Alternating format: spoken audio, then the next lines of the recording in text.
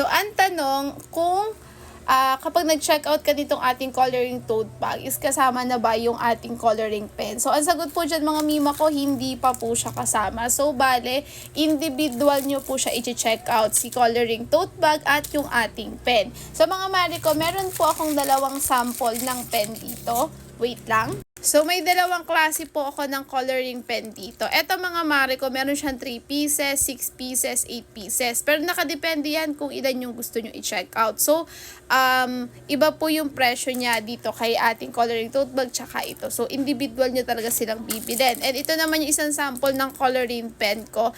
Ito naman po ay 12 pieces. Mas malaking version siya at mas pinagandang color pen nga po. Pero kung magbibigay kayo ng coloring tote bag natin, tapos wala na kayong budget para dito, okay lang naman mga mari ko. Last time din, hindi na rin ako nakapag-add ng ganito. Kasi nga, medyo, kumbaga, tumaliwas na siya dun sa budget ko. So, yung mga bata naman po kasi pwede nilang gamitin kung meron silang color sa bahay, pangkulay na nila dito. Pero kung meron kayong extra budget, pwede po kayo mag-add ng mga coloring pen na ganito. So, ayan po, meron kayong mga choices kung paano kayo mag-check out. Meron tayong ganito, meron tayong ganyan, or wala nang pangkulay. So, ayun po.